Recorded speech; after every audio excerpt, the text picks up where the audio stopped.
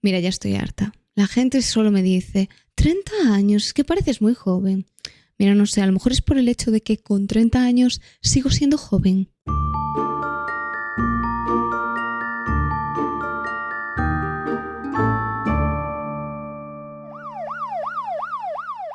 Muy buenas, yo soy Yeyo. Yeyo. Es que, yo qué sé, como que hay de repente gente en el podcast que por lo que sea me llaman Yeyo.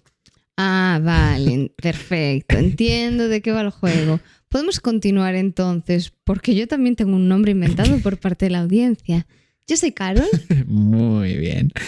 Te has metido muy bien. Y estáis escuchando Sofá, Manta y Crimen, el podcast hecho por dos personas profundamente trastornadas que cuentan cosas de gente que está aún más trastornada para como parecer normales por comparación. Bueno, siento que tu objetivo no se ha cumplido. Estás bastante lejos de parecer una persona normal. Jolín, pues mira que lo intenté con todas mis fuerzas. O sea, no te imaginas.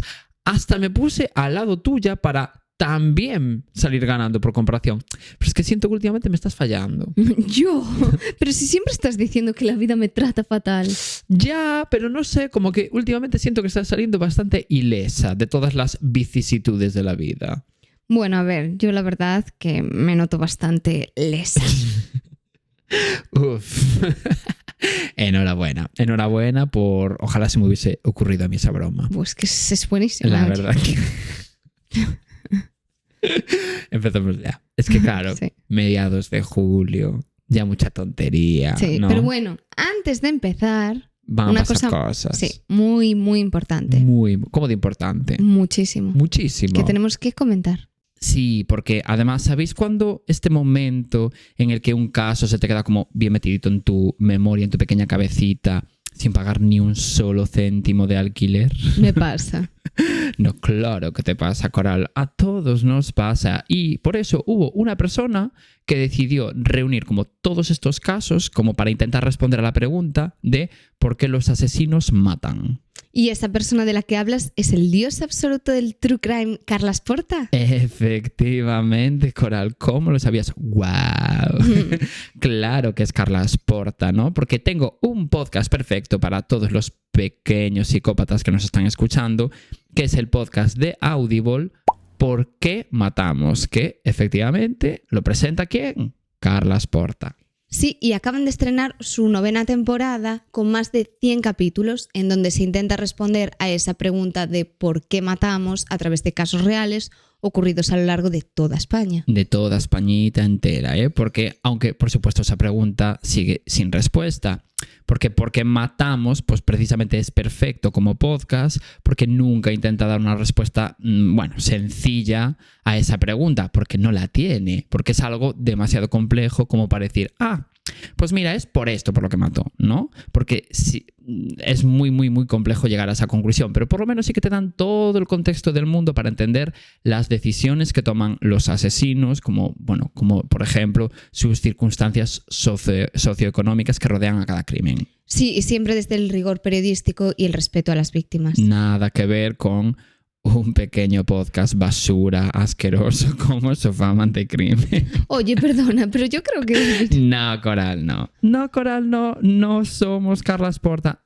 Es que no tenemos rigor periodístico. Pero yo a veces investigo... Coral, no. Hay batallas que no se pueden ganar y esta es una de ellas.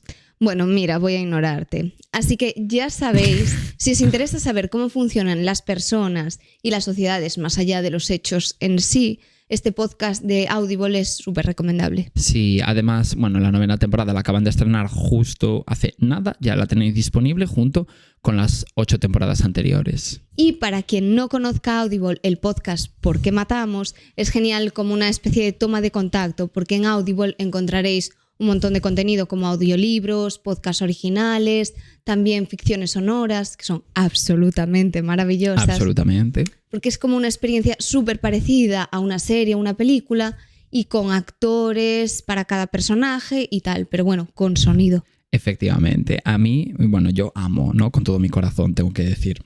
Y nada, os dejamos el enlace en la descripción para poder ver esta temporada 9 de ¿Por qué matamos? En Audible. Y dicho esto, bueno, antes de que Coral os coma oreja, iba a decir os coma cabeza.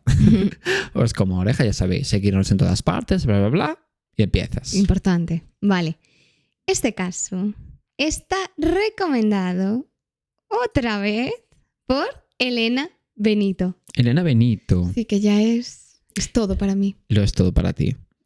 Como mínimo, es la única de la que dices su nombre cuando te recomienda. Ay, es que lo hace tan bien porque me manda audios explicativos del caso. Esto ya se ha comentado. Sí, otra vez. Sí. No, pero ya se ha comentado que el único motivo por el que la mencionas es por eso. Bueno. Con lo cual ya sabéis, si queréis que os menciones, que lo único que podéis hacer es mandarle un audio. Si no, pasa de vuestra cara. es que está todo tan explicado y claro, encima le lleva tanto tiempo que Sino que tienes que mencionarla. implica trabajo, claro. Si no, es que es para asesinarte. Claro. Sí que es verdad. Sí. Bueno, este caso se llama Davidito. Davidito. Sí, aunque tiene también otro nombre, pero vamos a llamarle así por ahora. Bueno, yo ya elegiré cuando suba el capítulo. Vale. Esta historia tiene su punto clave el 7 de enero de 2005 en Arizona. 7 de enero. Sí. Wow. pasa? Wow. No, 7 de enero, que es el día siguiente de Reyes. Wow. Es que no sé si el caso que yo voy a contar ocurre el mismo día. ¿Sí? Bueno, pues este es mi momento.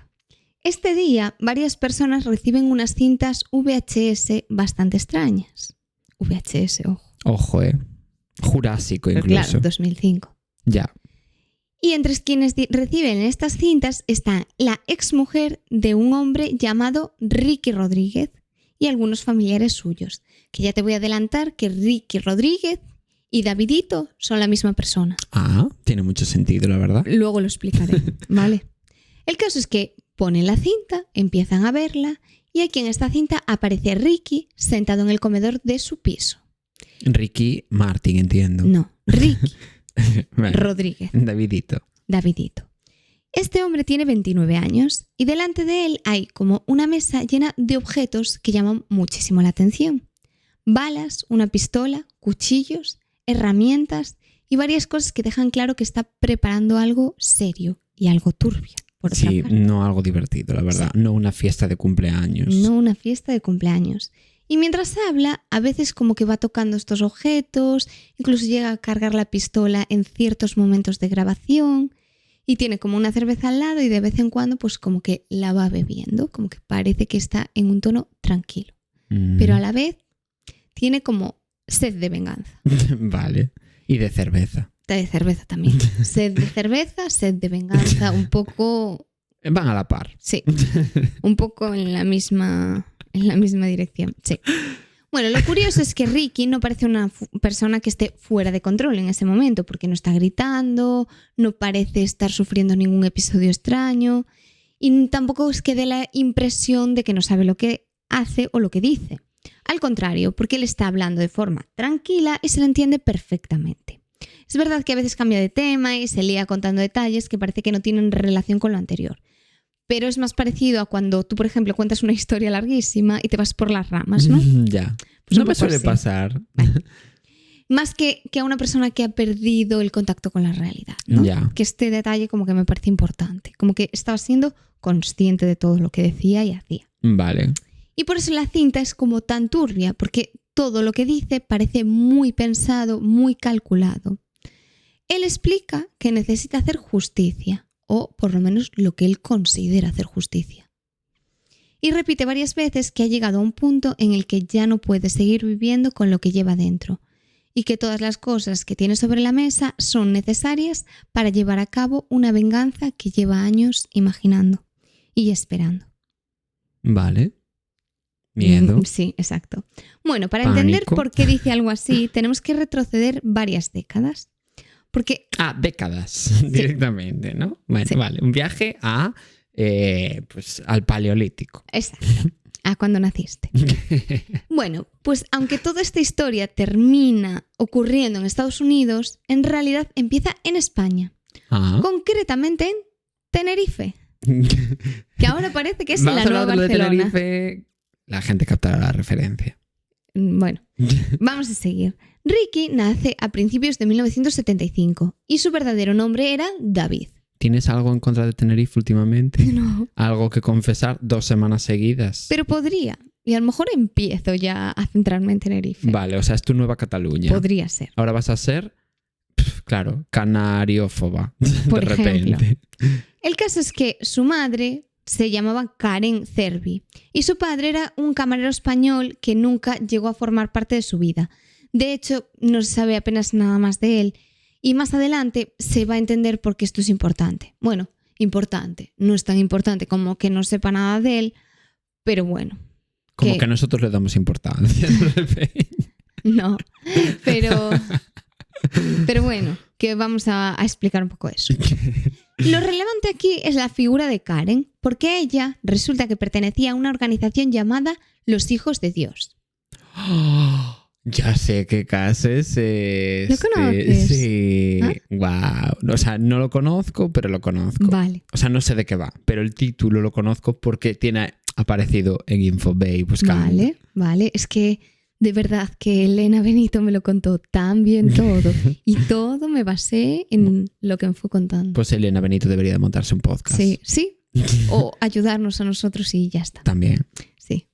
Bueno, el caso es que Ricky no conoció nunca una vida fuera de esta secta, porque era una secta clarísimamente. Sí. Porque desde el mismo momento que él había nacido ya crecía bajo las normas, las creencias y las costumbres de esta comunidad, por así decirlo, pero bueno, ya digo que comunidad no. Comunidad sectaria. ¿Y quiénes eran los hijos de Dios? Pues esta secta fue fundada en California en 1968 por David Berg. Nombre súper importante en este... David Beckham. No. Entiendo. No. ¿Estás segura? Si es David Beckham, te lo comunicaría, ¿no? Pero no es. El caso es que este hombre aprovechó un poco el auge del movimiento hippie y toda la corriente que hablaba de libertad, espiritualidad y ruptura con las normas tradicionales para crear su propio movimiento religioso. Un poco como la secta esta de Manson. Ah, no sé. O sea, sé que es lo que es Charles Manson. Claro. Pero ya, sé su nombre. Pero que era como ese movimiento hippie de todos con todos y... Bueno, esa época... No que tengo hubo ni idea. pero sí que conoces esa época Sí, la época sí. el amor libre y todo eso. Sí, el momento hippie. Exacto. Bueno, pues aprovechó un poco esto. Y al principio parecía como una especie de comunidad alternativa más. Pero con el paso de los años, como que muchos antiguos miembros fueron contando y abriéndose a todo lo que habían vivido cuando salieron de ahí. Y contaron que habían vivido una realidad muy diferente. Porque explicaron que la organización se acabó convirtiendo en un sistema donde el control psicológico era enorme y donde ciertas ideas sobre el amor, las relaciones personales y la obediencia acabaron como justificando situaciones muy, muy cuestionables, que vamos a ver porque es muy turbio lo que te voy a contar. Vale. El caso es que David Berg utilizaba constantemente este lenguaje religioso para mostrar como las enseñanzas que hacía como algo positivo. Enseñanzas turbias. Y poco a poco como que fue creando una estructura donde él tenía una autoridad prácticamente absoluta sobre sus seguidores. ¿Poco a poco? Bueno. ¿O poco a poco? Poco a poco. Por fastidiar. La situación de Ricky era todavía más peculiar porque resulta que no era un miembro más de esta secta, que ya digo, era un bebé. ¿Era un bebé? Sino que su madre era una de las personas más cercanas a David Berg y con el tiempo llegó a convertirse en una figura fundamental dentro de la organización. Porque resulta que este fundador, David Berg, tenía una mujer, pero en algún momento, no sé muy bien por qué, Elena Benito tampoco, esta mujer murió. Vale. Entonces, en ese momento, David Berg y Karen se enamoraron. No sé si fue muy real este amor, ¿no? Ya. Pero bueno, claro, yo entiendo que ella lo tenía como un dios. Sí, pero que tuviera una relación de poder, claro, en el fondo. Sí. Entonces, claro, Karen pasó a ocupar un lugar más importante dentro de esta secta porque ya como que acabó con él. Ya. Y bueno, pues dentro de esta comunidad empezaron a tratarlos todo el mundo como figuras especiales, tanto a Karen como a su hijo, porque estaban con él. Fundador de esta secta. Claro. Y muchos la llamaban mamá, a Karen, y a él abuelo, porque claro, se llevaba una diferencia de edad tremenda. Ella tenía como 30 años y él 50 y pico, 60. Claro. Le duplicaba. Claro, ella mamá y él abuelo y eran pareja. Ya me jodería, Sí. Y en medio de todo esto estaba Ricky. Y al ser el hijo de Karen y estar tan cerca del líder, pues muchos miembros lo veían como una especie de heredero simbólico. Porque claro, era el que estaba ahí. Y le pusieron el apodo de Davidito. Por eso se llamaba Davidito, que era su nombre original. Vale. Y alrededor de él, pues como que se construyó esta imagen casi legendaria dentro de la secta. Legendaria, sí. histórica, icónico, sí. Podrías decir. Es que Davidito era como el centro de todo. Wow.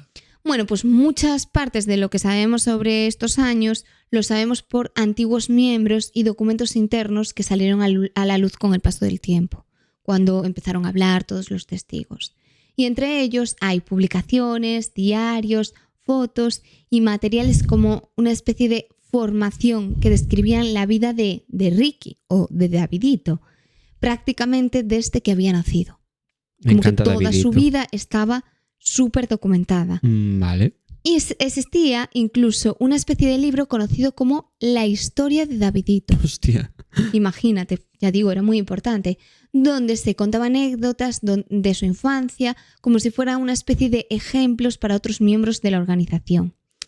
Lo curioso de todo esto es que muchas situaciones que hoy nos parecen claramente problemáticas eran como mostradas como algo completamente normal.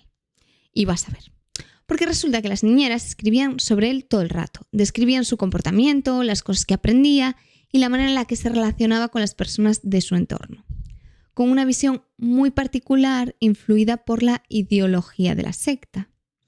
Y eran cosas muy turbias. Porque, bueno, más adelante te lo contaré. Piano. Sí. Y además de todos estos escritos, también había como materiales de adoctrinamiento dirigidos a los propios miembros. Y David Berg hacía estas publicaciones, dibujos, personajes, incluso hacía espectáculos con marionetas inspirados en figuras importantes de la organización. O sea, como que la idea principal era reforzar continuamente la idea de que la comunidad tenía como una misión especial y que sus líderes tenían un lugar casi sagrado aquí. Vale. Y Ricky creció escuchando que era alguien muy importante de aquí, dentro de todo este proyecto, que tenía un papel esencial, que formaba parte de algo extraordinario. Y el problema es que mientras le repetían esto constantemente, también crecía en un entorno completamente aislado de cualquier referencia exterior. Bueno, ¿qué pasaba? Que lo que pasó en su infancia fue que muchas mujeres, o sea, como esta imagen del amor libre y de todo eso, pues muchas mujeres, porque hay documentos, fotos, por eso lo sabemos, se bañaban con él, dormían desnudas con él. Cuando él era pequeño. Claro. Y se llega a decir que practicaban pues cosas turbias con los niños, con él y con otros niños. Incluso a lo mejor contaban historias de cómo otros niños exploraban entre ellos, se duchaban con ellos, dejaban que otros niños se ducharan con ellos. Esas cosas muy turbias. Incluso se rumorea que a lo mejor con su propia madre. Claro. Qué asca. Sí. Y los años pasaron y Ricky llegó a la adolescencia. Y según se supo más tarde, esta etapa tampoco fue sencilla, porque a pesar de que ya era mayor, bueno, estas prácticas ocurrieron a lo largo de toda su vida, y ya digo, no solo con él, pero tenemos muchas referencias de él, primero porque es el protagonista y porque como que todo estaba centrado un poco en su vida también. Y nada, esta época tampoco fue muy fácil, porque cuando grabó las cintas VHS habló mucho sobre las experiencias que lo habían marcado profundamente y como ciertas situaciones que había vivido dentro de esta organización le habían dejado secuelas psicológicas muy difíciles de superar. Y nada, él hizo su vida y por suerte dentro de esta organización conoció a una chica. Conoció a una chica de la que se enamoró. Era una chica de su edad. Vale. O sea, no era una señora. No. Y cuando... Claro, no, es que podría ser perfectamente. Y cuando tenía, 19 años, consiguió salir de este entorno junto a esta chica que pertenecía al grupo. Los dos decidieron huir y empezar una nueva vida lejos de la organización, intentaron construir algo normal. Organización / secta. No, secta clarísimamente. Y Ricky pues se interesó por otras cosas, empezó a hacer artes marciales, encontró diferentes trabajos y llegó a ganarse la vida como pescador en Alaska. Y durante... Ostras, flipo, muy aleatorio. Y durante un tiempo... De los de pesca radical. Tanto no sé. Fijo, sí. ¿Cuántos cangrejos pescaría? Fijo, muchísimos. Elena Benito no investigó tanto como para saber cuánto pescó. Amaba pesca radical. Bueno, el caso es que parecía que todo estaba yendo bien y que conseguía dejar atrás el pasado. Pero claro, los recuerdos seguían ahí. Y cuanto más intentaba avanzar, más parecía perseguirlo todo aquello que había vivido en su infancia. Ya. Porque eran cosas muy turbias. Él decía también que había mujeres como que le tenían que enseñar a los niños cómo era el sexo. Ya. Y que hacían ciertas prácticas con ellos, con él y con el resto de niños y niñas. Entonces, bueno, era terrible. ¿Qué pasa? Que en 1994 murió David Berg, pero Davidito, se dio cuenta de que realmente el fundador de toda esta secta nunca había respondido ante la justicia por todas las acusaciones que tenía la secta, porque aquí ya habían salido testimonios y ya digo, es que había imágenes de las mujeres bañándose, durmiendo con ellos, haciendo vida y todo estaba como muy escondido, ¿no? De, ay, qué divertido Davidito, hoy me estaba tocando el pecho, como muy normalizado todo. Pero a la vez leído desde fuera dices, qué turbio, pero nunca llegaron a decirlo explícitamente, ¿no? Ya entiendo. Claro. El caso es que surgieron todas estas noticias y él se enteró de que había muerto el fundador. Y de hecho, cuando murió este fundador no quedó aquí y se disolvió la secta, sino que Karen Zerby, la madre de Davidito, asumió el liderazgo de la organización. Y poco después este grupo como que empezó a transformarse y acabó adoptando el nombre de la familia. Porque todo lo veían como si fuera una gran familia en la que se tenían que enseñar entre ellos. La familia es el nombre de la secta. Después. Vale. Después acabó como adoptando este nombre. Porque antes eran los hijos de Dios. Claro. Bueno, pues esta era una época súper complicada porque cada vez más antiguos miembros dejaban esta comunidad y empezaban a contar públicamente todas las atrocidades que ocurrían aquí. ¿Antiguos miembros o antiguos miembros? Como tú quieras llamarlo. El caso es que también estaban apareciendo documentos internos, estas cosas que te decía, publicaciones antiguas y testimonios que estaban generando mucha polémica. Porque ya digo, era como que recogían todo en un manual como para enseñar a los demás lo bien que estaban haciendo todo. A la siguiente generación. Y hay un montón de imágenes que se pueden ver. Bueno, pues desde fuera daba la impresión de que esta organización estaba como intentando renovar su imagen y distanciarse de todo su pasado, ¿no? Pero para Ricky, claro, esto no significaba absolutamente nada porque para él los responsables seguían siendo los mismos y al morir David Berg nadie había asumido ninguna consecuencia por todo lo que había ocurrido. Ya entiendo. Era turbio. Bueno, pues aquí es donde la historia entra como en la fase más oscura. Porque según explicaban en estas cintas, o sea, lo explicaba Davidito, él no podía dejar de pensar en todo lo que había vivido ni sobre todo en la posibilidad de que otros niños siguieran creciendo dentro de ese entorno donde les podían seguir haciendo todas estas cosas turbias. Porque la organización seguía funcionando. Entonces él decía, están ocultando todo y yo sé lo que ocurre realmente aquí. Entonces era como que la rabia se mezclaba con la frustración y con una sensación constante de impotencia. Porque sentía que nadie le había escuchado a él ni a otras víctimas y que las personas que, según él, habían causado tanto daño estaban viviendo con absoluta normalidad, entre ellas su madre. Y claro, esta obsesión fue creciendo durante años hasta convertirse en algo que ocupaba prácticamente todos sus pensamientos. Y por eso, cuando aparece sentado en este momento que te digo, frente a la cámara ese 7 de enero de 2005, ya no estaba grabando simplemente un vídeo dedicado a su familia, porque en realidad estaba dejando como una especie de explicación de todo lo que él había vivido y de las decisiones que estaba a punto de tomar él. Y lo peor de todo es que las personas que recibieron estas cintas no sabían que lo peor estaba a punto de ocurrir. Ay, Dios. Porque recordemos que estaban viendo las cintas su mujer y algunos familiares. Y bueno, en estas cintas no solo había un relato del pasado ni una forma de desahogarse, porque eran una despedida, como una especie de aviso y una explicación de lo que venía a continuación. Porque al día siguiente de enviar estas cintas VHS, el 8 de enero de 2005, Ricky contactó con una mujer que había sido parte de su infancia dentro de la organización. No era alguien cualquiera, sino que era una de esas figuras que representaban todo lo que, según su versión, le había marcado profundamente durante sus primeros años de vida. Era una de las mujeres porque no solo era su madre y el fundador, que también, tenían comportamientos abusivos hacia los niños, sino que había un montón de mujeres que hacían todas estas cosas. Vale, que todo era pues un poco guiado por el David Baer, Sí, pero ellas participaban en hacerles cosas a los niños. Ya. Bueno, pues decidió invitar a esta mujer a su apartamento de Arizona. Le llamó por teléfono, le dijo que fuera, que la invitaba a cenar y que se acercara hasta Arizona. Y ella aceptó.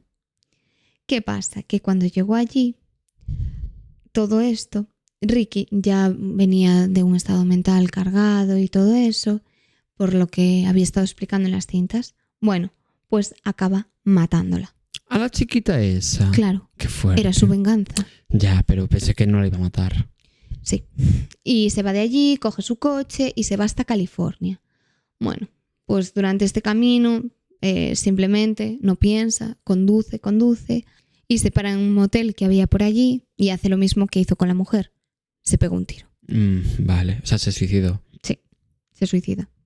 Y días más tarde, pues la policía empieza a reconstruir todo lo ocurrido y se encuentran primero el cuerpo de la mujer y el de él en diferentes zonas relacionadas con todos los hechos estos. Y es entonces cuando todas las cintas empiezan a encajar. Y claro, se fijan en todo, en el tono de su discurso, la preparación de la mesa, la forma en la que hablaba.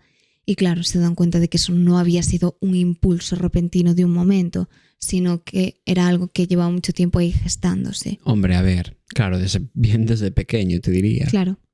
Y nada, a partir de ese momento, las cintas empiezan como a rular por ahí y el caso empieza como a llamar la atención de los medios y de los investigadores. Y claro, la gente se queda flipando, no solo por el contenido del vídeo, que en realidad era él completamente sereno, explicando una vida entera de trauma, mientras, pues eso, preparaba lo que para él consideraba el cierre definitivo. Ya, que era la venganza, sí. Matando a esta señora. Sí, ¿y qué pasa? Que lo más turbio de todo esto es que después de estos acontecimientos, su madre, Karen Cervi, como que nunca llega a enfrentarse públicamente a ninguna consecuencia directa por las acusaciones relacionadas con toda esta organización. No, cuando, a ver, en el fondo ya participó, ya claro. No solo porque fuera la pareja de Beckham, sino porque, oye, fuera líder de la secta durante un rato. Sí, que hacían cosas turbias, que es verdad que te dije que te iba a decir después y no te dije. El padre de Davidito, que no te hablé de él, era un simple camarero quiero decir, que no porque fuera camarero, sino que era una persona aleatoria, que no formaba parte de la secta. Sí, pero es importante este hecho, porque lo que hacía David Baer era convencer a las mujeres para que reclutasen a nuevos miembros. Entonces lo que hacían estas mujeres era conocer a hombres y atraerlas como con todo lo sexual, como ofreciéndoles sexo y conquistándolos así para que se uniesen a la secta. Y haciendo eso se quedó embarazada. Claro, y como que en uno de esos momentos en los que fue a conocer a un hombre, se quedó embarazada de él y él no quiso saber nada del niño. Ni de la secta, ni de nada. Sí, la mandó un poco a la mierda. Y fue cuando nació este niño, pero que David Baer ya lo había cogido como suyo propio. Vale. Entiendo. Entonces, que bueno, que era una secta muy turbia. Ya no solo por lo que le hacían a los niños pequeños, sino porque es que intentaban reclutar a nuevos miembros de formas turbias. Chungas, también. Claro. Entonces, bueno, que es heavy, que esta Karen no es que no hiciese nada ni tuviese un papel relevante, al revés, era como la que mandaba también en la secta. Y claro, no tuvo ninguna consecuencia relacionada con toda la organización. De hecho, ella respondió cuando pasó todo esto de que se suicidó su hijo y mató a esta chica, dijo que, o sea, escribió como una especie de comunicado negando todas las acusaciones y defendiendo a todo el grupo. Que en ese momento, como habían pasado varios años y los miembros como que se estaban desligando de todo esto y no estaba funcionando el momento secta, ella como que creó otro nombre, como una especie de proyecto, y se separó un poco de esta polémica. Era como que era una especie de página web tipo coach, donde hablaba de cosas espirituales. Te diría que es peor. Claro, es como si se hubiese modernizado. Ya. Y bueno. Que era Gwyneth Paltrow de repente. Sí, era como una especie de LinkedIn donde aparecía su foto, toda seria. De hecho, ella se llegó a casar con otro hombre, aparecían los dos juntos, como creando esta nueva secta online, sí, por así decirlo. Un poco sí. Sí, y eso daban consejos sobre la vida, pero todo muy centrado como en lo espiritual. Y lo importante de esta historia, en realidad, no es lo que ocurrió al final, sino todos los años que vivió Ricky atrapado en el pasado y esa incapacidad de escapar de él. Que no justifica que se cargara a nadie. Ricky era su nombre que a él se lo había cambiado. Pero no justifica el matar a una persona. No, a ver, nunca vamos a justificar nada. Nunca. Pero sí que te entiendo con que... De matar a alguien. Es imposible separar, ¿no?, lo que hizo de su pasado. Sí, y además da pena porque él realmente sí que intentó rehacer su vida, llegó a casarse, pero todo como que se desmoronó, al final salió todo a la luz, todo el daño que tenía dentro. Y además eso lo llegó a hacer durante un tiempo, pero nunca consiguió dejar atrás por completo aquello que había vivido de niño. Ya. Y por eso esas cintas son como súper turbias, porque él solo quería venganza y como acabar con todo esto. Ya, qué heavy. Y es horrible. Y lo horrible también es que su madre, en esas imágenes que se ve su foto, parece una persona completamente normal y edulcoró toda esta secta de una forma increíble, pues eso, modernizándose y haciendo una página web mediante la cual seguir ganando dinero a costa de... Tan fuerte. De todas las mentiras y todo el daño que había hecho a un montón de niños. Es que se ve toda la revista, todas las imágenes, cómo explica cómo es la crianza a través del amor y del contacto con los niños y dejarles explorar entre ellos y explorar con ellos, o sea, cosas que tú las lees y te parecen turbias, pero que si ves las fotos y investigas más, dices, te parece peor. Esto es pederastia en estado puro. Sí, qué heavy. Sí. Pues porque entre ellos que hiciesen lo que quisieran, que también, bueno... Hasta cierto punto. Sí, pero es que dejad en paz a los niños. Sí, pero... O sea, bueno, sí, no sé, me parece tan heavy. Yo conocía el caso como el nombre, pero no sabía que había pasado todo esto, la verdad. Ya, y sobre todo por cómo empieza, con las cintas, el sentado, el tranquilo. Pues creo que confirmo que mi caso ocurrió no un 7 de enero, sino un 6. Ah, vale. Entonces, o un 5, pero quiero decirte... Bueno. Heavy, ¿eh? Sí. Porque no fue hecho a propósito, obviamente, que ojalá fuéramos así de organizados. Ya. Ojalá. Bueno, pues vamos allá ahora con mi caso, porque hoy nos vamos también cerquita, porque voy a contar un caso español, que yo no suelo. No. Más concretamente de Andalucía, además de una de las ciudades más bonitas del mundo, si me preguntas, que es Córdoba. Que, bueno, si hay alguien que nos escucha y no la ha visto y que no tenga forma de ir hasta allí para verla, que busque fotos en Google y me dará la razón, 100%. Y mi protagonista de hoy, además, es un protagonista especial, porque no es exactamente como una persona completamente aleatoria e irrelevante para todo el mundo como Coral, ¿no? Ay, gracias. Sino que podría decir que es una superestrella de la música. Ay, yo también quería ser una superestrella de la música. No lo eres. ¿Qué te digo? No eres ni una superestrella. Imagínate de la música. Ya. Y de la música en concreto, menos. Sí, eso es verdad. Pero bueno, ya entraré más en detalle en esto de ser una superestrella, ¿no? Cuando llegue el momento. Este chiquito del que estoy hablando se llama Álvaro Rafael Bustos Ruiz y nació en Córdoba, evidentemente, en el año 1954. Vale. Pero piano, que no ocurre en este año. Y de su infancia, la verdad que poco se sabe así en general, lo cual es una terrible información para mí, porque ya sabéis que me encanta dar contexto remontándome a la época en la que se inventó la rueda y nació Coral, por ende, ¿no? Pero... Ahí estaba yo, justo en ese momento. Al lado de la rueda, en plan, tú hacías voltereta lateral, ¿no? Yo naciendo y la rueda inventándose mientras. Pero por desgracia no va a ser el caso esta vez, ¿no? No hay contexto que dar para mi desgracia. Vale. Lo único que se sabe de la infancia de Álvaro es que tiene 2 hermanos, de los cuales no se sabe ni el nombre siquiera. Álvaro, como tú. Álvaro. Pero nadie me llama Álvaro. No lo siento mi nombre. Es que no lo siento Ahora mío. podemos hacerlo. No. Que en principio como que no tuvo ningún evento traumático en su infancia ni nada así, ¿no? Relevante en su infancia, quiero decir, y adolescencia. Pero claro, esto cogido un poquito con pinzas porque en verdad, quiero decir, nadie sabe nada. Y yo inventar cuando se pueden echar pues un montón de cosas bonitas, ¿no? A la historia, Ay, sí. Pues sí, pero inventar así como por inventar, pues tampoco lo veo razonable. Bueno, eso es verdad. Así que nada, pasemos directamente al año 1972. Siento que la semana pasada contaste un caso de 1972. Siento que sí. 1970, pero sí. No, creo que era 72. Ah, pues puede ser también. Pero bueno, por ahí, da igual. Y este año es bastante relevante en esta historia. Ese año Álvaro tenía 18 años, basándome otra vez en mi gran habilidad para cálculos matemáticos complejos, como descubrir cuántos años pasaron entre 1954 y 1972, porque no ponía la edad exacta que tenía este hombre. Pero bueno, pero lo has hecho muy bien. Pasaron 18, ¿qué le hago, no? Lo has descubierto, que es lo importante. ¡Wow! Increíble, ¿eh? Jimmy Neutron.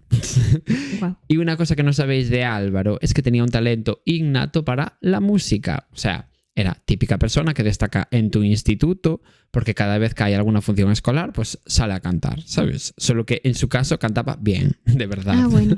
No como el 90% de la gente que en el instituto se cree cantante y lo único que saben hacer es el ridículo. Ya. Yo en mi instituto... Estoy pensando en una chica en particular, que era bueno, hay una función escolar, yo canto, y ella cantaba, y claro, ¿cómo cantaba? Pues como cantaba. Podría ser yo. Podría ser. Cantando perfecto. mal, pero queriendo cantar igual. Puede ser. Por llamar la atención. Sí, un poquito. por llamar la atención. Sí. Es que es un poco por llamar la atención. Sí. Bueno, pues con ese talento para la música que tenía Álvaro, decidió formar en ese año que os dije antes, 1972, un grupo de música. Vale. Junto como a 2 amigos suyos que también como que eran músicos y había conocido como en el conservatorio o movidas así, ¿no? Llamados Jorge Crespo y Carlos Catalá. Y ese grupo de música era el trío Trébol. Bueno, pues por nada, ejemplo, el ¿no? trío Trébol. Vale, pues Trébol, contra todo pronóstico, acabó teniendo bastante éxito. Ay, Sí. es que es guay lo de montar como un grupo de grupito. música cuando eres pequeñito. Sí. Y pegas carteles, se busca nuevo integrante para nuestra banda. Ojalá. Es como muy de Siento que no película. hicimos eso y me arrepiento. Sí, yo también. Me arrepiento. Es que vi un cartel justo igual el otro día y dije, ay, ojalá volver atrás y haber hecho esto. Ojalá. Sí. Pero nada, de los errores se aprende. Sí. O sea, yo evidentemente no conozco a este grupo, ¿no? A Trébol. Pero estuve investigando en Spotify, ¿no? Y por lo que estuve investigando aparecen, por ejemplo, en la banda sonora de la serie Cuéntame cómo pasó. ¿Qué dices? Sí, por una canción que tuvieron que se llamaba Carmen y que fue como bastante famosa en ese año en particular, en 1900, creo que en el 73 fue esto, en Vale. concreto. Entonces, tipo, la temporada de Cuéntame cómo pasó que ocurrió en ese año, pues sale en la banda sonora esa canción porque fue bastante famosa. Qué fuerte. La busqué aún así en Spotify y como que no es fácil de encontrar porque hay como un perfil que se llama Trébol, un artista que se llama Trébol, pero aparecen canciones mezcladas de 2 artistas distintos, en plan uno como de Venezuela, imagínate, y otro de España que se llaman igual. Entonces es como que llegar a ella es difícil, ¿sabes? No eligieron un nombre muy original tipo Despistaos. Justo. Claro. Haciendo la pelota, Talamera. Así somos. Bueno, en fin. Hoy por hoy, ya digo, como que esta canción la busqué y tiene como 300.000 reproducciones, que tampoco es muchísimo, pero bueno, a ver, es que pasaron 50 años desde que salió. Pero bueno, también es verdad que hay canciones de esa época que como que sí que pasaron al imaginario colectivo y que hoy en día se siguen escuchando, pero No es el caso de cualquiera de las canciones de Trébol. Pero aún así, bueno, como que tuvieron su momento, ¿no? De bastante éxito y llegaron a salir de gira, incluso. Bueno, está muy bien. Sí, y algunas canciones famosas de Trébol, por si alguien las conoce, son Carmen, Pajarillo, Música Eres Tú o Mira mis manos, ¿no? Por si, te digo, alguien las conoce. Que no A creo, ver, pero... no me encantan los títulos, sinceramente. No. Como que Mira no me mis quieren manos. transmitir ganas de escuchar. Pajarillo. Pajarillo no me quiere encantar. Vale, pues Álvaro, dentro de este trío musical, hizo una gira por toda España en donde vendieron absolutamente todas las entradas. Oh, Guau, eran queridos. Guau. Pero sí que es verdad que yo no sé el aforo de esas salas, ¿eh? Igual eran 20 personas, pero oye... 20 personas compraron la entrada. Sí, e igual, imagínate que fueron a 10 ciudades. Pues oye, Sí, no, agotaron. muy bien. Agotadas. Pero bueno, cuando estaban como preparando lo que sería su segundo disco oficial, el trío se disolvió solo 5 años después de haberse formado, porque como que, yo qué sé, como que tuvieron discrepancias. Tipo La Oreja de Van Gogh. Tipo La Oreja de Van Gogh. Solo que igual no de una forma tan asquerosamente cruel. Bueno, vale. Hacia terceras personas, si se podría decir, ¿no? Vale. De forma que cada uno de los integrantes se fue por su lado. Y de los tres, el único que siguió como intentándolo en el mundo de la música fue precisamente Álvaro, que quiso como probar suerte como cantautor, que se Bueno. llevaba mucho de aquellas. Creía mucho en sí mismo, muy bien. Creía, ¿no? Igual de más, pero bueno. Pero, oh sorpresa, no consiguió sacar ni siquiera su primera canción. Oh, O sea, como que viajó a Alemania a grabar un disco y tal, pero era tan malo ese disco que en su discográfica no, como que dijeron, mira, no.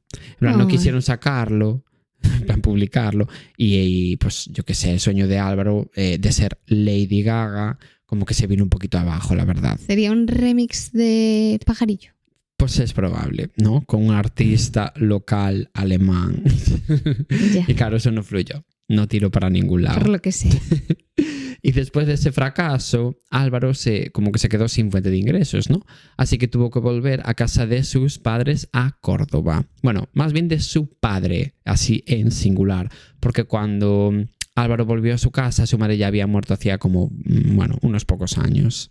De esta forma, el padre de Álvaro lo acogió en su casa, ¿no? Y le ayudó como económicamente para que pudiera buscar un trabajo y un rollo como estabilizar su vida después del momento superestrella como Aitana, ¿sabes? Sí. Y Álvaro, poco a poco, fue recuperando su vida previa como a ser la persona más famosa del universo después de Coral y de mí, por supuesto, ¿no? Por supuesto. Por supuesto. Además, Álvaro era una persona como muy carismática, extrovertido, alegre, como que se le daba muy bien la gente así en general, cosa que me separa profundamente de él, porque si hay algo que a mí se me da mal en el mundo en general es precisamente la gente. Mira si se te da mal. No se me da Que no nada eres bien. capaz ni de pedir una botella de agua en un bar. Igual de pedir la botella, no, tampoco soy capaz de pedir la botella, pero sobre todo de pagar esa botella. En plan como, paga tú. Socorro, detesto. Seguro que hay alguien que le pasa de nuestra audiencia, Ya. que le da miedo preguntar cosas. en Miedo un a bar. hablar con gente. Miedo a hablar con gente. Bueno, no Porque sé, es en habrá general. tanta gente que sea así. Pero bueno. Pero bueno, una cosa que todos los amigos de Álvaro notaron es que cuando Álvaro volvió a Córdoba, como después de su Motomami Tour, Sí. estaba como cambiado, ¿no? Ya no era la misma persona simpática y conciliadora de antes, que tampoco es que volviera eligiendo el camino de la violencia, ¿no? Constantemente. Pero no sé, como que ya no iba igual de tranquilito por la vida, ¿sabes? Y ya no era tan diver quedar con él para votar un conto. Ay, le dolió su rechazo. Le dolió. A veces pasa. A ver, tú puedes hablar de ello. Es genial. De hecho, Álvaro empezó a obsesionarse con el mundo de la brujería. Y no me refiero a la brujería de Embrujadas o de Sabrina, que ojalá Ojalá. lo entenderíamos profundamente, la verdad, ¿no? Sino más bien a la magia negra, los exorcismos y cositas de ese rollo. De hecho, empezó a comprar libros de esa temática, incluida la Biblia satánica, ¿no? De repente, que por si tenías la duda de si esto existía, efectivamente existe y fue escrita por Anton Sándor LaVey, por Vale. ejemplo. Vale. A diferencia de la Biblia original que fue escrita pues, por Jesucristo, supongo. O quizás Rihanna, que claro, ella lo empezó todo. La diosa Rihanna. Anyways, ese señor que mencioné antes, el tal Anton Sándor Lavey, es el fundador de la Iglesia de Satán. Y Álvaro empezó como a seguir los mandamientos de la iglesia satánica esta, ¿no? Le hizo mucho daño el que no le funcionara la música. Le hizo mucho daño Universal. Ya. De hecho, toda la planta en la que vivía Álvaro estaba pintada completamente de negro. O sea, la casa en la que vivían Álvaro y su padre tenía 2 plantas, ¿no? Y en la planta de abajo vivía su padre. Y en la de arriba vivía Álvaro. Y es como que en esta planta de arriba es en la que, bueno, como que dije lo de que estaba todo como pintado de blanco, de negro, no sé qué, incluyendo las ventanas y las puertas, el techo, quiero decir, todo de negro, ¿eh? O sea, no te vayas a pensar que, nada, pinto una pared así tontorrona. No, era absolutamente todo de negro. Madre mía. Hasta los cristales estaban tapados con trapos oscuros para que todo fuera lo más oscuro posible. Que tú imagínate estar ahí dentro, ¿eh? Qué mal rollo. Claro. Además, esto no fue lo único, porque Álvaro también cambió de forma de ser, de alguna forma. O sea, si antes era súper simpático y sociable, se volvió de repente una persona más introvertida y, bueno, asocial, así en general. Y no solo eso, sino que, como se descubrió más tarde, porque en este momento evidentemente no, Álvaro poco a poco fue desarrollando una psicosis paranoide crónica que no se supo que tenía hasta que fue demasiado tarde. Y claro, el problema es que Álvaro empezó a tener delirios tipo, pues, pensar que su padre estaba poseído por Satán, por ejemplo. O que él, o sea, Álvaro, era el Mesías, así en mayúsculas, enviado a la Tierra para llevar a cabo la misión de limpiar el planeta de maldad. O sea, este tipo de cosas las creía en serio. No estoy dando ejemplos como a la balala, ¿sabes? Además, así... Bueno, yo qué sé, como que tenía este tipo de ideas así alocadas, ¿no? Que se le pasaban a Álvaro por su pequeña cabecita. Tan pequeña. Ya. Y con estas ideas Álvaro se empezó a obsesionar con el tema, bueno, como que de que su padre estaba poseído y tal. Y el padre de Álvaro era un catedrático de violín del Conservatorio Superior de Música de Córdoba. Y además era miembro de la Real Academia. Te quiero decir, nada que ver con una persona que luzca posesión infernal. Si es que hay algún tipo de... Ya. No sé, como de imagen en vuestra cabeza de una persona que luzca posesión. Bueno, si la hay, no se parece a este señor. Vale. Pero bueno, digamos que Álvaro opinaba de otra forma. Así que se puso a investigar cómo podía hacer para quitarle el demonio que llevaba dentro a su padre, ¿no? Como que se obsesionó muchísimo con la idea de exorcizar a su padre para liberarlo del demonio y así salvar a la humanidad de todo mal. En fin, ¿no? Ya. Porque claro, recordemos que Álvaro era el Mesías y él era el encargado de limpiar todo el planeta, bla, bla, bla. Así que con este contexto, pasemos directamente al 4 de enero del año 1987. Ya sé que dije que era el 5, pero piano. No va a ocurrir todo el 4. Vale. Ese día Álvaro se fue al súper a comprar pues un par de cosas para casa, como leche y golosinas. Que es un tipo de compra que haría yo perfectamente. Esto no me lo estoy inventando, literalmente fue esto lo que compró. Leche y golosinas. ¿Ah, sí? Sí. No puse 2 ejemplos así al tuntún. No. Compró gominolas. Me gusta la mezcla en realidad. Sí. No. Es Unas que chuches con un vasito de leche. Sí, no, perfecto. No tengo absolutamente nada que objetar. Vale, pues al volver a casa de repente se fijó... No muy sano, pero sí muy delicioso. Pero ¿hasta qué punto necesitas que sea sano? Sí, y ¿hasta qué punto no es sano para tu salud mental? Efectivamente. Claro, no, es que es así. Además tú vete al súper, a ver cuántas acelgas encuentras. Claro. Así de ellas. Pero donuts no queda uno, ¿eh? Bueno, no sé yo. Y además, ¿qué es más sano para tu salud mental? ¿Unas chuches o una coliflor? Es que no tengo palabras. Es que te comes una coliflor y te pones triste, entras en depresión. Me resulta violento que me hagas esa pregunta, de hecho. Me siento violentado por ti. ¿O qué somos? En Una fin. señora diciendo lo que no es proteína es porquerina. O sea, una señora ridícula, ¿no? Sí. ¿Quieres decir? Bueno, en fin. Pues al volver a casa, de repente se fijó en que su padre se había convertido en el mismísimo diablo. Ay, no. De repente él se había convertido, sí, como que en el momento Mercadona, ¡pum!, se transformó el padre. Que a ver, Álvaro, perdona que ponga en duda esta afirmación, pero bueno, vale, como que vamos a seguirte el juego, ¿no? Vamos a ponernos en situación para entender bien la historia. El caso es que Álvaro se quedó flipando, lógicamente, con encontrarse al mismísimo diablo dentro de su casa, así que fingió como que no se estaba dando cuenta, ¿no?, de que estaba pues el diablo en su casa y que era su padre. Y trazó un plan para acabar con la vida de su padre, claro, que se llamaba Manuel. Por cierto, que creo que no lo había dicho. No. Para trazar este plan, Álvaro se basó en los libros satánicos que había leído hasta ese momento, ¿no? La Biblia esta de Satán, de este señor aleatorio que os dije antes. Vale. Y en esos libros se explicaba que solo resultaría efectiva la muerte si se le clavaba al poseído una estaca de madera en el corazón, Madre tipo mía. vampiro, ¿sabes? Ya.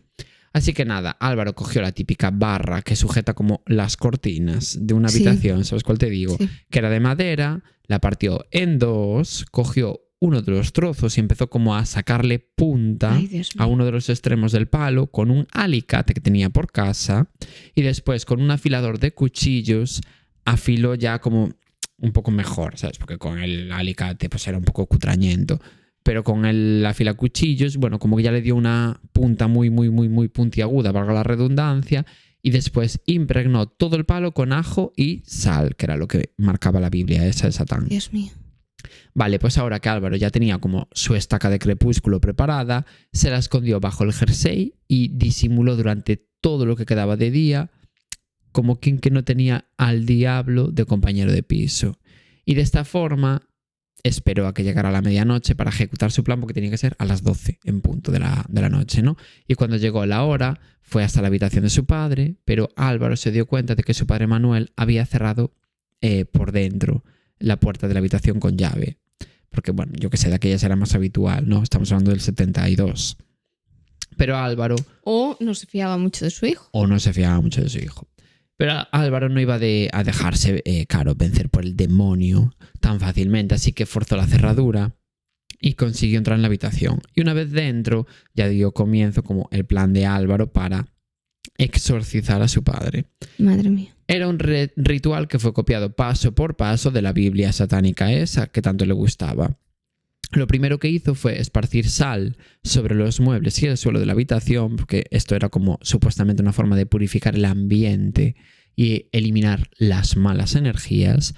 Después quitó un espejo que había en la habitación y lo puso boca abajo y diréis, ¿y esta tontería? ¿Por qué? ¿No? Lo del espejo. Porque claro, entiendo que esto os sorprenda, pero el resto de la historia es como súper normal, ¿no? Pero resulta que Satanás tiene el don de traspasar los espejos para cambiar de dimensión. Ay, Dios. Así que si ponía el espejo boca abajo, Manuel, o sea, el padre de Álvaro, no sería capaz de escapar de la habitación mientras Álvaro le hacía el exorcismo. Sí que sabía de diablos y de Satanás. A ver, él siguió, quiero decirte, los paso por paso, ¿no? El Get Ready With Me, pero de la Biblia de Satán. Así que tampoco lo tenía muy difícil. De hecho, más adelante, cuando Álvaro cuenta esta historia, dijo que como que tiene visto a su padre atravesar el espejo decenas de veces para moverse entre distintas dimensiones. Madre mía. Por eso lo puso boca abajo. A ver, estaba claro de que ahí había un problema mental de fondo. Obviamente.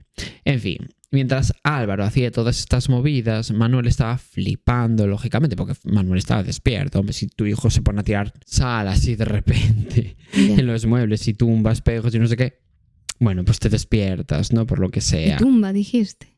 Sí, y tumba un espejo. Ah, vale. Y tumba un espejo. Claro. Tumba un espejo, Que no sí. habías entendido. Tumba un espejo. Claro. Vale. Bueno, en fin. Por lo que sea, como que el padre no se planteó la idea de que su hijo Álvaro quisiera practicarle un exorcismo. Hombre, y no piensas que tu propio hijo te va a hacer daño. Claro. Entonces yo entiendo que estás en un ambiente de confianza y tranquilidad, un ambiente seguro. Claro. Y cuando Álvaro terminó de montar los preparativos todos, se acercó a su padre Manuel y le dijo: te invito a que reflexiones sobre tus actos. Le dijo literalmente esto. Dios. Y ahí sí que ya Manuel vio que su vida literalmente corría peligro, porque su hijo estaba como con un palo puntiagudo en la mano y se levantó de la cama para intentar escapar de la habitación. Pero Álvaro lo agarró y lo tiró al suelo de una patada. Se subió encima de él y los dos como que forcejearon durante unos minutos hasta que Álvaro consiguió coger su estaca de madera y se la clavó a Manuel directamente en el corazón. Madre mía. Y mientras clavaba la estaca dijo las siguientes palabras: va de retro, Satanás, va de retro, que es Dios. como una frase ritual que se utiliza en los exorcismos. Y bueno, Manuel murió al instante, lógicamente, porque la estaca le seccionó el corazón y además los pulmones y la columna vertebral.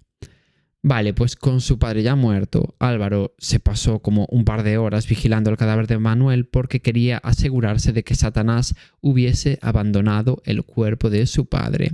Pero la movida es que en el libro satánico ese ponía que desde que le clavas una estaca a alguien tienes 24 horas para quemar su cuerpo, porque si no, Satanás podría reencarnarse y resucitaría el cuerpo que estaba poseyendo. Así que Álvaro envolvió el cuerpo de Manuel con una manta y lo metió en su coche, que era un Seat 127, por si, yo qué sé, a alguien le interesa este dato. Ya. Bueno. Y se fue con él a las montañas de Córdoba para deshacerse del cuerpo, quemándolo en una pila funeraria, en una hoguera. Y después esparcir las cenizas en el río Guadalquivir para purificarlo, por ejemplo. Vale, pues de camino a las montañas de Córdoba, Álvaro se encontró por allí, por el monte, una finca privada que se llamaba La Priorita. Y dijo, oye, pues aquí, ¿no? ¿Qué digo yo? Anda que no hay sitios en el monte que te tienes que ir a una finca privada para hacer esa tontería. Es que no tiene para mí ningún tipo de sentido. Hombre, no.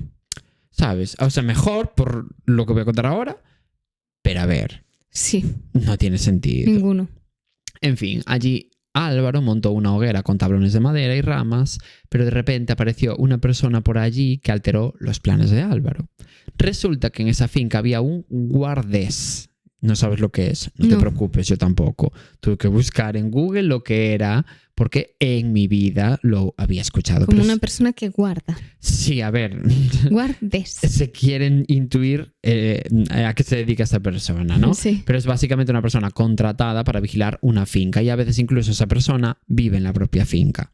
Claro. Ya, es que no escogió una finca normal, escogió encima una finca con alguien que estaba cuidándola. Claro. Es que el caso es que, porque yo entiendo que es una finca que tiene un guardés, no es una finca de 200 metros cuadrados, Claro. Será una pedazo de finca que es medio monte. Sí. El caso es que el hijo del guardés de esa finca se encontraba en ese momento en la finca. Así que vio a Álvaro y le dijo, tipo, señor, ¿qué hace usted aquí?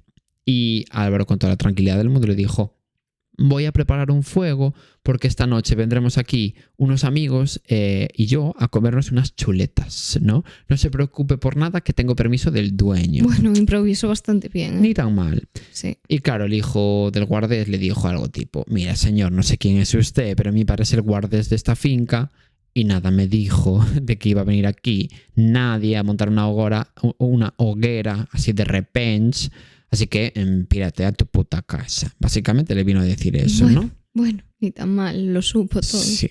Entonces Álvaro cogió sus cosas y se fue de la finca sin haber conseguido quemar el cadáver de su padre. Con lo cual se empezó como a poner nervioso porque se acercaban esas 24 horas que tenía, claro, de margen para quemar el cadáver antes de que Satanás resucitara, ¿no?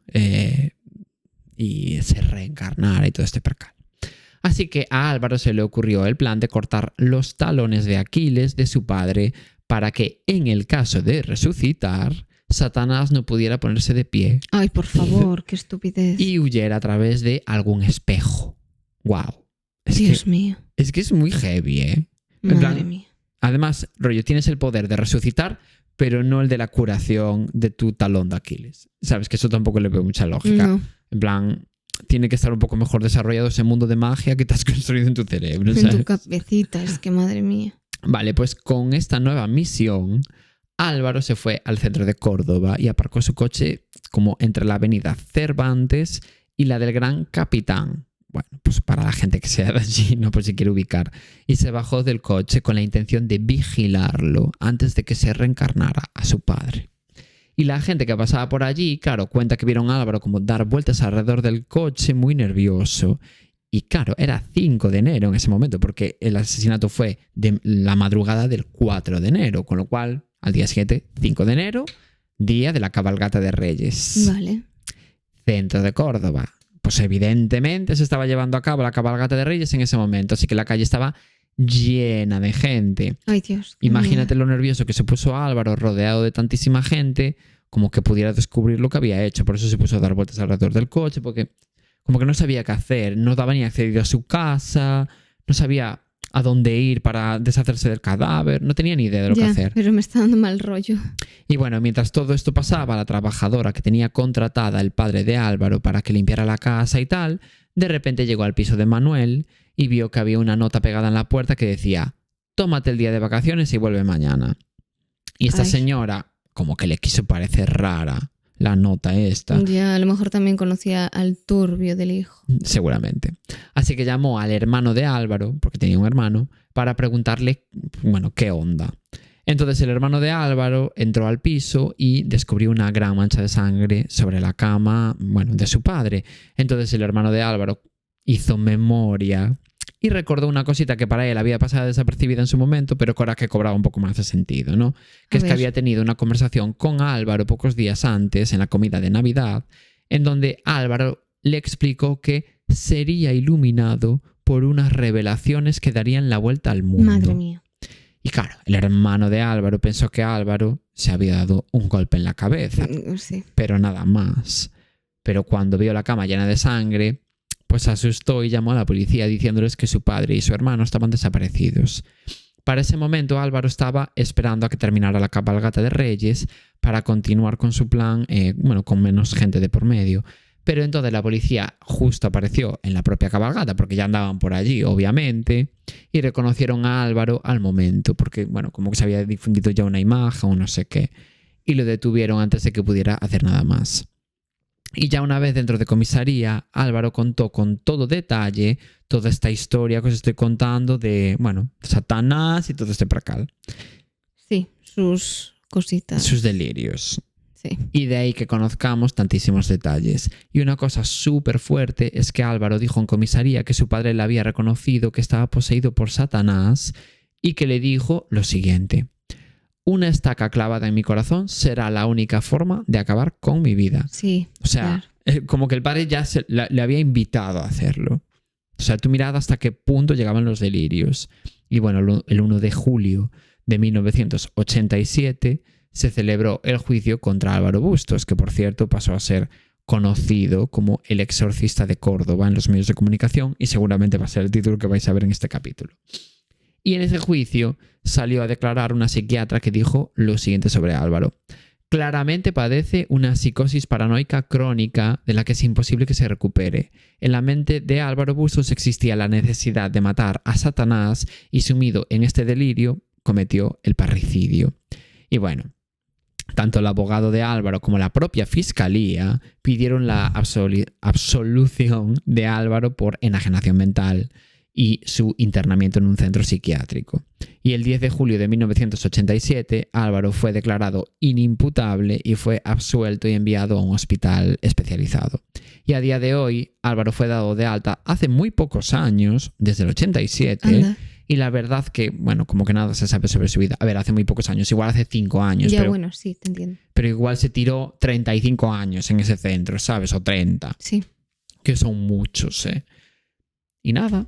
A ver, yo en este caso sí que entiendo la enajenación mental. Claro, es que hay entiendo. casos en los que... Es obvio. En este caso una enfermedad. Sí. Y ya está. Es que en este caso es obvio. Claramente, porque encima él en comisaría lo explicaba así, en plan, sí, es que estaba el diablo allí y me explicó que no sé qué. Muy heavy, ¿eh? Hasta donde llegó unos delirios. Sí, y a ver, la desprotección que tenía de que al final nadie intervino en todo eso. Nadie. Que a lo mejor si se hubiese hecho algo antes, se hubiese podido medicar y... Sí, es que claro, fue una época muy mala. Hoy en día yo siento que como que no sé, como que avanzó un poco ese estigma de las enfermedades de salud mental y esta persona estaría un poco más, controlada, habría signos que lo habrían llevado ya al médico de cabecera, Bien. aunque fuera, yo qué sé. Sí. Y bueno, hasta aquí el capítulo de hoy. Heavy, qué turbio. 2 casos españoles. Sí, Es raro, ¿eh? No solemos. no volverá a ocurrir No hasta creo. dentro de mucho tiempo. Hasta sabe Dios. Igual ya nunca más. No, bueno, tampoco tanto. Y nada, hasta el lunes. Hasta el lunes. Chao. Chao.